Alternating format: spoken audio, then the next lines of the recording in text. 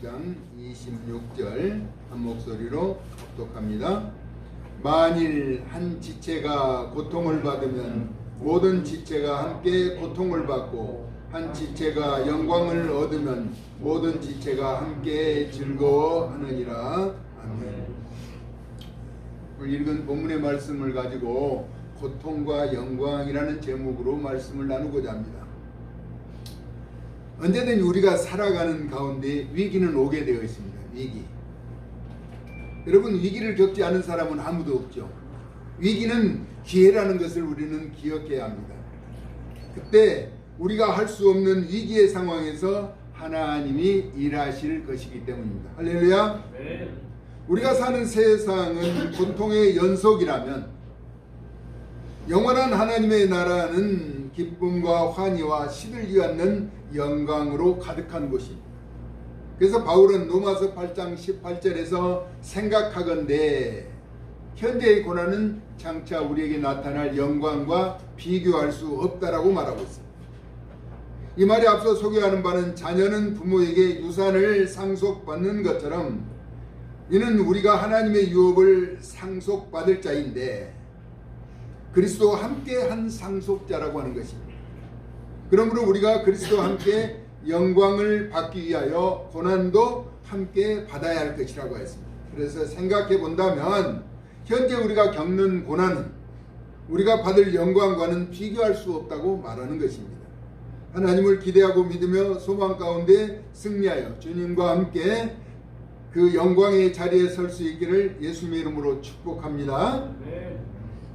고통이라고 하는 것, 우리 아이들이 자라면서 얼마나 많이 넘어진가요? 넘어지고 자빠지고 쓰러지고 하지만은 계속해서 반복하고 일어서는 것은 나중에 걷고 달리기 위한 것입니다. 만약에 아이들이 한번 넘어져서 무릎이 다치고 아픈 것을 기억하면서 절대 일어서지 않으려고 한다면 그 아이는 절대로 걸을 수가 없게 되는 것이죠. 그래서 고통은 선물이라고 했는데 세상은 우리 눈에 보이는 것도 존재하고 보이지 않는 것도 존재합니다. 우선 눈에 보이는 것은 육체적이고 보이지 않는 것은 영적인 면이 있다라고 말할 수 있죠. 작은 물고기는 더 큰 물고기에게 먹히게 됩니다. 그리고 느린 것은 빠른 것에 붙잡히게 되죠. 그러므로 기회가 다가온다면 망설이지 말아야 하고 또 놓치지 말고 붙잡아야 한다는 것입니다.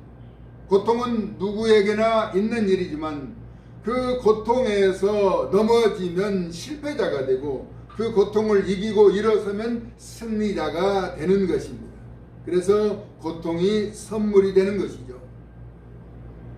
여러분이 잘 아는 것처럼 욥은 견디기 어려운 시련을 겪으면서 불평하지 않았고 하나님을 원망하지 않았습니다. 오죽하였으면 욥의 아내는 심한 고통을 겪고 있는 남편에게 하나님을 욕하고 죽으라고 떠나갔으나 욥은 모든 일에 범죄하지 않았고 하나님을 향하여 원망하지 아니했다는 것입니다. 그는 욥기서 23장 10절에 그가 고백하기를 내가 가는 길을 그가 아시나니 자기의 가는 모든 여정을 하나님이 아신다는 것입니다.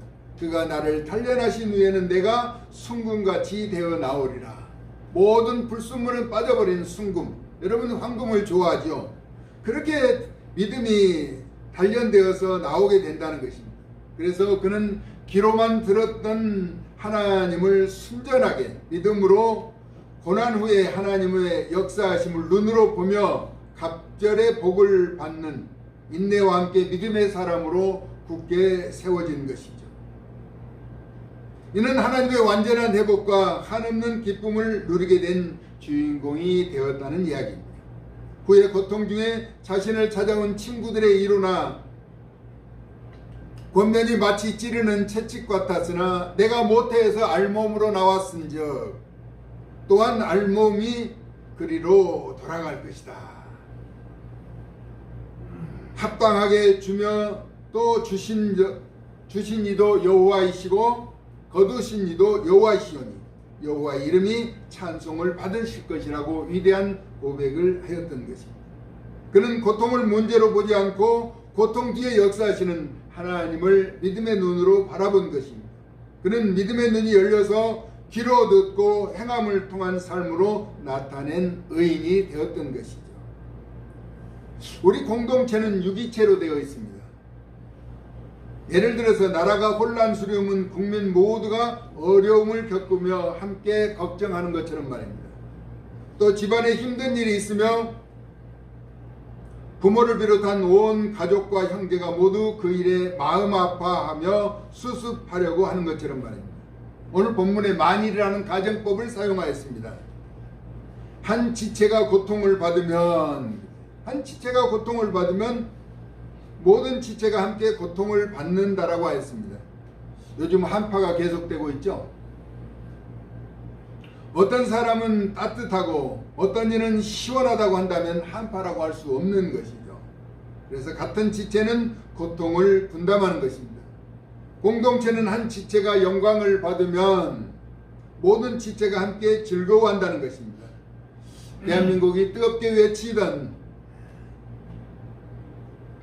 응원은 월드컵에서 그 저력을 보여주었죠. 대한민국 하면 박수를 치면서 대한민국 서로 외쳤던 한나라와 같은 공동체라는 인식 때문이었죠. 그러나 대한민국에 많은 사람이 있지만은 대한민국 사람은 한 지체가 되어서 대한민국을 응원하지만 다른 나라 사람들은 그렇게 하지 않았던 것을 보죠. 지체라는 인식은 이렇게 한 공동체로 세워지는 것입니다. 우리는 그리스도의 몸이요 지체로 각 부분을 차지하고 있다라고 말합니다. 교회는 여러 사람이 모여서 움직이는 공동체로 각자의 역할이 소중하고 귀한 것이죠. 여러분, 우표는 어떤 역할을 하죠? 그 물건이 목적지에 도달할 때까지 붙어 있어야 하는 것이 우표의 역할이라는 것입니다. 인간의 몸은 약 37.2조, 그러니까 37조 2천억 개의 세포로 구성되어 있다는 것입니다. 이는 각기 다른 기능과 특성을 가진 수많은 세포 유형을 포함하여 이 거대한 수의 세포들은 서로 다른 생리적 및 생화학적인 역할과 그 임무를 수행하며 통합적으로 인체의 복잡한 생명 현상을 유지하게 되는 것이죠. 여러분, 몸의 한 지체가 불편하면 온몸이 그렇죠? 아프죠. 머리가 아프고 어지러우면 온몸이 그렇죠.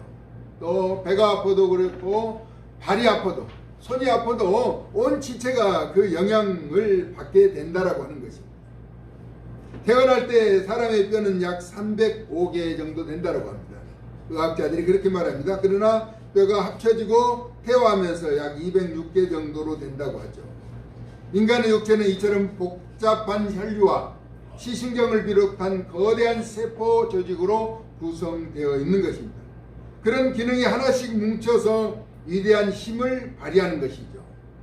교회는 그리스도의 몸으로 각 지체가 되는 교우들이 각자 역할을 감당하면서 위대한 시너지 효과를 나타내고 전도와 선교와 봉사와 헌신과 충성 등 역동적인 움직임을 보이게 되는 것입니다. 그래서 교회 구성원으로 활동한 한 사람이 그리스도의 몸을 이루게 되는 것입니다. 우리는 긍지와 자부심을 가져야 해요.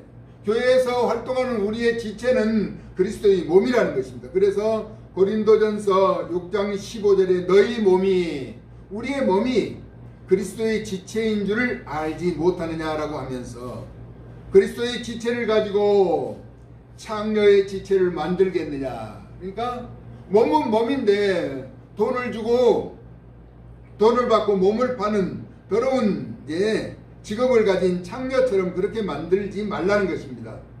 옳고 바른 삶을 살도록 권면하고 있는 것이죠. 우리는 그리스도의 사랑스러운 지체이며 그리스도의 몸의 각 부분이 되는 것입니다. 그래서 고린도전서 12장 12절에서는 몸은 하나인데 많은 지체가 있고, 몸은 하나인데 여러 가지 지체가 있는 것이죠. 몸의 지체가 많으나 한 몸인 것 같이 그리스도께서도 그러하다라고 말씀하고 있습니다.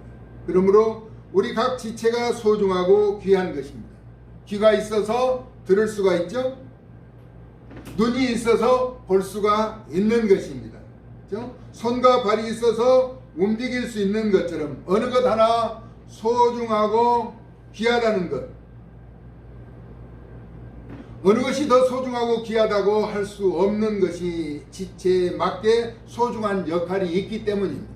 손가락도 5개 이게 손가락 하나하나가 쓰임새가 있는 것이죠. 그래서 엄지손가락만 최고 것이 아니라 새끼손가락도 그렇죠. 우리에게 소중하고 귀하다라고 하는 것이죠. 만약에 엄지손가락만 귀하고 새끼손가락이 없다면 어떻게 돼요? 불편하기도 하지만은 또 장애를 입게 되는 것입니다. 치아, 여러분 계속 이제 여러분의 몸에 붙어 있는 치아와 혀는 음식을 먹을 때마다 부딪히는 것이죠. 계속해서 접촉을 하죠. 근데 치아가 혀를 깨문다는 거예요. 깨물면 아프잖아요. 근데 결국 그 부드러운 혀는 딱딱한 치아를 밀어낸다고. 그래서 결국 이제 나이가 들면은 이제 틀니도 하고 임플란트도 하지만은 혀는 늘 이제 존재해 있는 것입니다. 혀든 이든 어느 것 하나 소중하지 않는 것이 없다는 것입니다. 왜냐하면은요, 음식의 맛을 구분하기 위해서 혀와 이는 조화를 이루며 협력해야 음식의 본래의 맛을 알 수 있다는 것입니다. 이는 음식을 잘게 씹고 혀는 감각으로 맛을 음미하면서 영양분을 섭취하게 되는 것입니다. 그런데 서로의 갈등으로 역할을 감당하지 않는다면 맛을 모르고 영양을 제대로 공급받지 못하게 되는 것입니다. 이처럼 우리 지체라고 하는 것은 각 부분이 소중하고 귀하다는 것입니다. 그래서 우리의 인생은 동전의 양면과도 같은 것입니다. 낮이 있으면 아침이 있고 또 저녁이 있으면 밤이 있는 것이죠. 밤과 낮이 교차하는 것, 아침과 저녁이 있는 것, 우리 일상에 유익되기 때문이라는 것입니다. 예수님의 경우처럼 십자가의 고통이 지나고 부활의 기쁨과 영광이 나타난 것처럼 복음 전도의 시련이 지난 바울에게는 하나님의 거룩한 영광이 찾아왔던 것입니다. 우리 예수님이 육신을 입고 이 땅에 오셔서 십자가를 지실 때 그 십자가의 고통이 얼마나 힘들고 어렵겠어요. 그래서 바울은 생각하건대 현재의 고난은 장차 우리에게 나타날 영광과 비교할 수 없다라고 말하죠. 예수님이 십자가의 고통을 이겨내고 영광의 보좌에 앉으셨다라고 하는 그 귀한 영광을 우리에게도 허락해 주시겠다라고 바울은 이야기하고 있는 것입니다. 출애굽의 여정부터 가나안 정복까지 이룬 여호수아는 많은 하나님의 역사하심과 위기 때마다 순간순간 변하는 이스라엘 백성들의 연약한 행보를 보면서 그가 결심하고 보여준 신앙의 결단은 여호수아서 24장 15절에서 이렇게 말합니다. 오직 나와 내 집은 여호와만을 섬기겠다. 너희는 선택해라 라고 이야기하죠.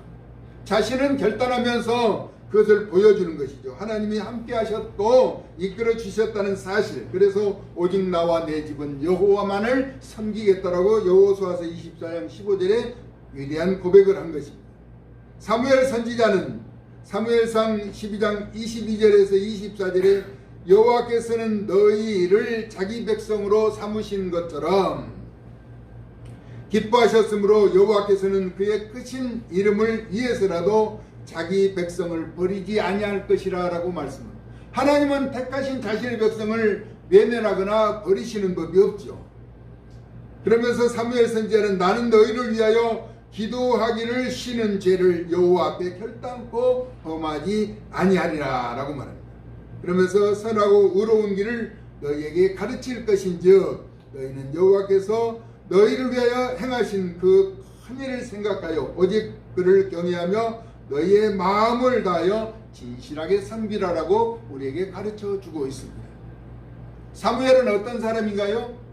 한나의 애타는 간구를 통해서 하나님이 그의 서원을 들어 응답해 주셨죠. 그래서 어두웠던 이제 사사시대를 마무리하고 왕정 시대를 이끈 마지막 사사이며 최초의 선지자로서 하나님 전에 헌신했던 그는 여호와 앞에 기도하기를 쉬는 죄를 범하지 않겠다라고 고백하고 있는 것입니다. 여호와 하나님은 어떤 분인가? 우리가 마음을 다하여 진실이 섬기며 두렵고 떨리는 마음으로 경외할 분으로 소개하고 있는 것입니다. 이사야 선지자는 이사야서 41장 9절에 10절에서 이스라엘의 택하신 백성에게 말씀하신 내용이죠. 내가 땅 끝에서부터 너를 붙들며 땅 모퉁이에서부터 너를 부르고 내게 이르기를 너는 나의 종이라. 내가 너를 택하고 싫어하여 버리지 아니하였다. 우리 하나님은 절대 택한 백성들을 싫어하고 버리지 않으신 분이라는 것입니다. 그러면서 두려워하지 말라. 내가 너와 함께함이라. 놀라지 말라. 나는 내 하나님이 됨이니라. 내가 너를 굳세게 하리라. 참으로 너를 도와주리라. 참으로 나의 의로운 오른손으로 너를 붙들리라. 하나님은 약속하고 이루신 분입니다. 여러분을 붙들으신 하나님을 신뢰하면서 믿음의 존귀한 자로 끝까지 승리의 삶을 살아갈 수 있기를 예수님의 이름으로 축복합니다. 우리의 인생이 살아가는 데는 늘 고통이 따를 수는 있다는 것입니다. 그러나 고통을 두려워하지도 말라는 것입니다. 극복하며 이기며 나가라는 것이죠. 고통 앞에 좌절하고 무너지면 실패자가 되는 것입니다. 마이클 조단이라고 하는 사람이 농구의 신이라고 불려지죠. 3,000경기를 실패했고 9,000번을 실패했던 사람입니다. 그러나 그는 다른 사람보다 먼저 나와서 계속 슈팅 연습을 해서 어느 누구도 범접할 수 없는 농구에 아주 뛰어난 천부적인 소질을 가졌던 사람입니다. 그도 수많은 실패를 했다는 것입니다. 인생이 실패 없이 사는 사람은 없다라고 하는 것입니다. 하나님은 우리에게 어떤 시련이나 역경이 있어도 세상을 두려워하지 말라고 말씀하고 있습니다. 강하고 담대하게 극복하고 이겨 나가라는 것입니다. 하나님이 우리를 반드시 도와주실 것이기 때문입니다. 할렐루야. 위기의 상황에서 절대절명의 상황에서 우리가 할 수 없을 때 그때 하나님은 우리를 도와주신다는 것입니다. 여러분 이제 나비가 애벌레가 되어서 그것을 뚫고 나올 때 엄청나게 몸부림친다는 거예요. 그런데 그것을 쉽게 나올 수 있도록 찢어주면 그 나비는 날지를 못한다는 것이죠. 제가 어렸을 때 닭이 부화하는 것을 바라보았어요. 닭이 여러 개의 알을 품고 있는데 동시에 다 부화하는 것이 아니라 먼저 부화해서 나오는 애들이 있어요. 그럼 이제 어미가 입으로 쪼아주기도 하고 그것을 몸부림치면서 이제 그 날개짓 하면서 그 알에서 깨어나는 거예요. 그러면서 그 알을 깨짓고 나오면은 이제 하나씩 둘씩 깨어나다 보면은 언제 그 노란 병아리들이 한 무리가 되어서 그냥 아작아작 걸으면서 엄마를 따라다니면서 모이를 먹는 것을 바라보죠. 만약에 그 고통의 순간을 이기지 못하고 깨어나지 못한 알은 부화할 수가 없는 거예요. 그런데 부화할 때까지요 보면은 닭은 그 체온을 유지하기 위해서 계속하면서 발로 계속 알을 굴리는 거예요. 어미 품에 가까이 있는 알부터 멀리 있는 알까지 계속해서 온도를 유지하기 위해서 그 고통의 순간을 지나야 그 아름다운 세상을 바라보는 병아리가 태어나는 것처럼 우리가 살아가는 세상 결코 만만하지 않습니다. 그러나 두려워할 필요는 없다는 것입니다. 에스더는 하만의 계략으로 바람 앞에 등불과 같은 유다 민족을 구하기 위해서 죽으면 죽으리라고 금식하고 나아갔죠. 아하수에로 왕 때에 왕비였지만은 왕이 부르지 않았을 때 그 앞에 나가면은 죽임을 당하게 되어 있는 그런데 그때 왕이 들고 있는 규라고 하는 지팡이를 내밀면 그들을 붙잡으면 살게 되어 있는 거예요.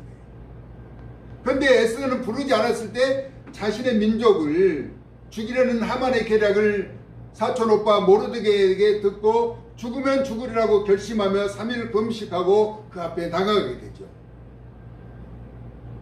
그래서 하만의 계략을 물리치고 그 민족을 구해서 기쁘게 기념하는 불임절을 이제 만들게 되는 것이죠. 에스더라고 하는 사람도 만약에 왕이 부르지 않았을 때 나가면 죽임을 당한다는 것을 알면서 금식하고 나아가서 민족을 구했던 것을 바라보게 됩니다. 그때 나갔을 때 왕은 뭐라고 에스더에게 말하느냐? 나라의 절반이라도 주겠다. 네가 원하는 것이 무엇이냐라고 계속해서 반복해서 이야기합니다. 그러나 지금 하만의 계략을 드러내기 위해서는 이제 잔치에 초청을 하죠. 그래서 아수르 왕이 기분이 업되어 있어서 나라의 절반이라도 주겠다. 네 소원이 무엇이냐라고 이야기했을 때 하만이 자신의 민족을 죽이려고 하는 그런 계략을 나타내게 되는 것이죠. 그 전에 모르드게는 이제 왕을 죽이려는 이제 사람들의 모략을 알게 해서 기록한 그 일로 왕이 나중에 잠이 오지 않았을 때 그 역대지략 그것을 읽어보게 될 때 모르드게가 행한 일을 알게 되는 그런 일련의 일들로 인해서 유다민족이 구원을 받고 모르드게는 세상 사람들에게 유다민족에게 존경과 기중이 여김을 받게 되는 그런 내용을 소개하기도 합니다. 우리는 주님의 몸된 지체로서 현실을 극복하고 영광을 드러내는 여러분의 삶이 복이 임할 수 있기를 예수님의 이름으로 축복합니다. 아멘. 우리가 살아가는 현상은 늘 어려움이 있어요. 그러나 그 어려움을 극복할 수 있는 기회는 우리의 힘으로 안 될 때 하나님이 우리를 도와주시기 때문에 그렇죠. 만약에 유다민족이 위기의 순간에 처해 있는데 에스더가 그냥 잠잠히 있었더라면 그 민족은 멸망했을 수도 있었다는 것입니다. 그러나 하나님은 다른 방법으로도 구할 수가 있었겠죠. 우리는 주님의 몸된 지체로서 위기를 기회로 바꿀 수 있는 하나님의 성숙한 믿음을 갖는 주의 백성들 되어질 수 있기를 예수 그리스도의 거룩하신 이름으로 축복합니다. 아멘. 고맙고 감사하신 하나님 은혜와 사랑을 감사합니다. 한 지체가 고통을 받으면 다른 지체도 고통을 받게 된 다른 지체도 고통을 받게 되나 또 한 지체가 영광을 받게 되면 모든 지체가 즐거워하게 될 것이라고 바울은 우리에게 이야기하고 있습니다. 십자가의 고통을 통해서 부활의 기쁨을 누리셨던 주님처럼 우리도 현실의 고통을 잘 극복하고 믿음으로 승리해서 하나님의 영광의 보좌 앞에 나아갈 수 있도록 저희들을 주장하시고 사용하여 주시되 깨어서 분별력을 갖고 눈에 보이지 않으나 보이는 것처럼 살았던 믿음의 선진들의 아름다운 족적을 따라 행하며 믿음의 의로운 길을 걸어갈 수 있도록 도와주시되 오직 길이요 진리요 생명이 되신 예수 그리스도와 함께 동행하며 승리케 하여 주시옵소서. 언제나 우리와 함께 하시고 거룩한 은총을 베풀으신 고마우신 예수 그리스도의 거룩하신 이름으로 축복하고 기도 올리옵나이다. 아멘.